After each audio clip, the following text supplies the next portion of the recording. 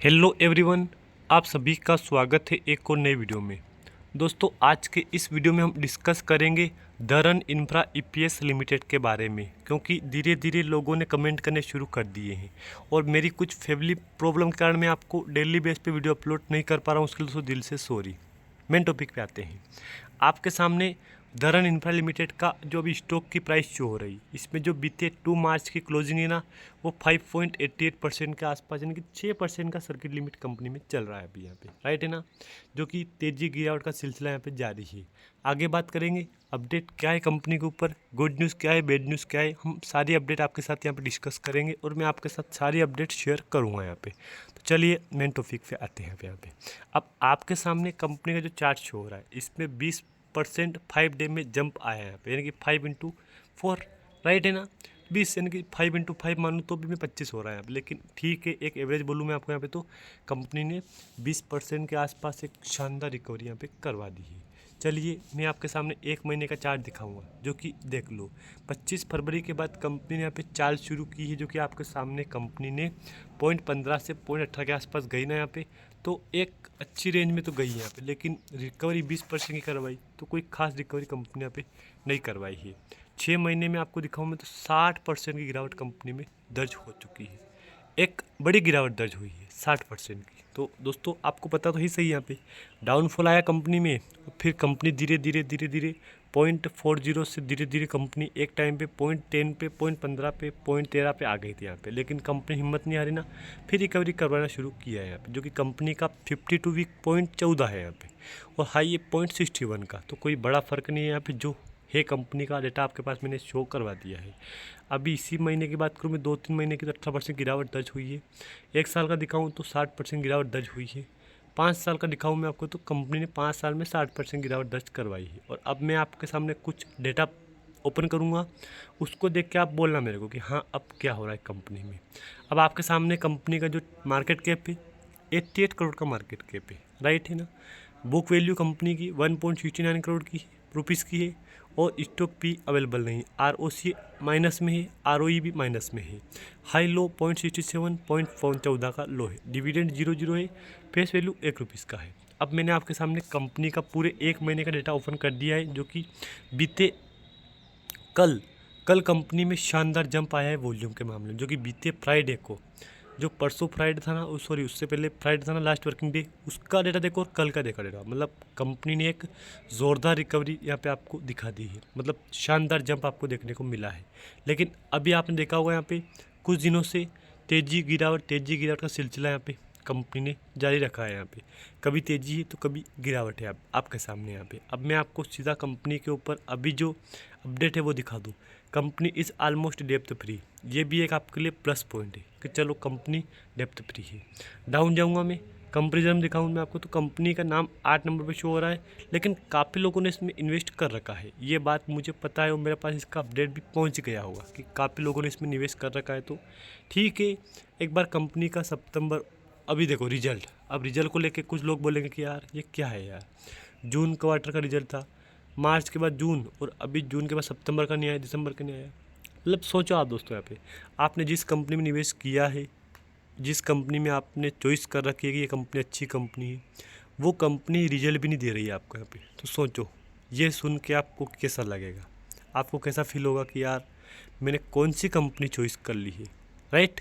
मन में आएगा दोस्तों कि यार कैसी कंपनी है यार ये, मतलब कंपनी खुद हमको टाइम पे रिजल्ट नहीं दे पा रही, तो इसका कंपनी क्या करेगी आने वाले टाइम में, आगे का भविष्य कैसा रहेगा इस कंपनी में, मतलब कंपनी का जो फ्यूचर है वो कैसा रहेगा। सवाल आता है मन में आपके। बिल्कुल मेरे भी आ रहा है यहाँ पे। मार्च क्वार्टर में अभी तक कंपनी का रिजल्ट मार्च दिसंबर का भी नहीं आया यहाँ पे, सितंबर का नहीं आया यहाँ पे, तो फिर धरन इंफ्रा ईपीएस लिमिटेड कंपनी से क्यों कर रही है। मैं डाउन जाऊँगा तो एक बार कंपनी में कौन कौन इन्वेस्टर बैठा है वो भी देख लो आप यहाँ पे। अब देख लो सितंबर क्वार्टर का जो अपडेट है वो आपके सामने है यहाँ पे। अब देखो इसमें जो 3-4 क्वार्टर से जो चल रहा डेटा है यहाँ पे वो ही सेम है यहाँ पे, 0.83, 0.83, 0.83 और 0.83, राइट है ना। देख लो क्या बोलोगे आप इसको देख के यहाँ पे। अब 0.83 है ना, अब वो सेम है, लेकिन इधर कहीं ना कहीं आपको जो FI है ना, इसने डेटा अपनी होल्डिंग बढ़ाई है यहाँ पे। देख लो 2 क्वार्टर से पहले तो बीच में मार्च क्वार्टर में कुछ भी नहीं था, लेकिन फिर जून क्वार्टर में बढ़ी 0.75, लेकिन एक टाइम वो था कि इसमें 0.01% की होल्डिंग गवर्नमेंट ने भी रखी थी यहाँ पे। उसके बाद फिर पब्लिक पे आते हैं हम। पब्लिक के पास तो 98.42, 98.40। अब देखो सिंपल बात है, प्रमोटर के सेल करेंगे अपनी होल्डिंग, निकलेंगे ना, तो वो कुल मिला के आएगा पब्लिक के पास। प्रमोटर होल्डिंग घट के नॉन प्रमोटर होल्डिंग में होगा और वो पब्लिक में आ जाएगा, राइट है ना। अब 20 जनवरी को एक अपडेट था यहाँ पे, corporate insolvency resolution process CIRP updates, corporate insolvency resolution process CIRP cleared due on 31 दिसंबर 25 NCLAT directed IRP to file section 12A on 6 जनवरी 26 का। उसके बाद कंपनी ने जो अपडेट दिया है वो अपना पेमेंट पे किया, सेटलमेंट किया है। अब इसका सेटलमेंट करने का फ़ायदा किसको हो रहा है? फ़ायदा नहीं नुकसान होगा, कंपनी को नुकसान होगा कि यार सोचो इतनी बड़ी कंपनी, अच्छी बढ़िया कंपनी होने के बावजूद भी अपना सेटलमेंट कर रही है, तो कहीं ना कहीं असर तो पड़ेगा ना, ये बिल्कुल पड़ेगा। और यहाँ अपडेट क्या है वो भी एक बार देख लो आप, सर्किल लिमिट क्या चल रही है वो भी देख लो। डेटा यहाँ पे शो है 5-6% का कल जंप था कंपनी में, तो अच्छा जंप था यहाँ पे। बुक वैल्यू, ऑर्डर बुक तो यहाँ पे शो नहीं होगा आपको। यहाँ पे एक बार कंपनी का मैं सीधा आपको सर्किल लिमिट दिखा दूँ, 5% का एक जोरदार सर्किल लिमिट चल रहा है, जो कि आप एक बार देख लो यहाँ पे। और टिक साइज 0.01 का है, लोअर बैंड अपर बैंड 1.13 का लो है, 0.14 का लो है, और हाई 1.13 का हाई है यहाँ पे। अच्छा हाई है, इसमें कोई डाउट नहीं है। यहाँ पे फेस वैल्यू ₹1 की है। लेकिन दोस्तों एक बात समझना आप, यहाँ पे कंपनी में कभी तेज़ी का नाम भी नहीं है। यहाँ पे ये क्वेश्चन समझ में लोगों को नहीं आ रहा है यहाँ पे कि यार इतनी बढ़िया कंपनी होने के बावजूद भी कंपनी तेज़ी का नाम नहीं ले रही है यहाँ पे, और लगातार कंपनी में गिरावट चल रही थी। छोटी कंपनी है, इस बात से मैं एग्री कर रहा हूँ, लेकिन कंपनी को टाइम पे रिजल्ट अपडेट देना चाहिए यहाँ पे, जो कि कंपनी ने गलती कर ली, अपना रिजल्ट पब्लिश नहीं किया है। अभी तक कंपनी की तरफ से कोई भी अनाउंसमेंट नहीं मिला है कि रिजल्ट देना है कि नहीं देना है। अभी तक कोई भी अपडेट हमको कंपनी ने नहीं दिया है कि रिजल्ट कब तक देना पड़ेगा। बाकी दोस्तों जिन जिन लोगों ने निवेश कर रखा है उनको पता ही सही यहाँ पे कि कंपनी का ये रिकॉर्ड है यहाँ पे।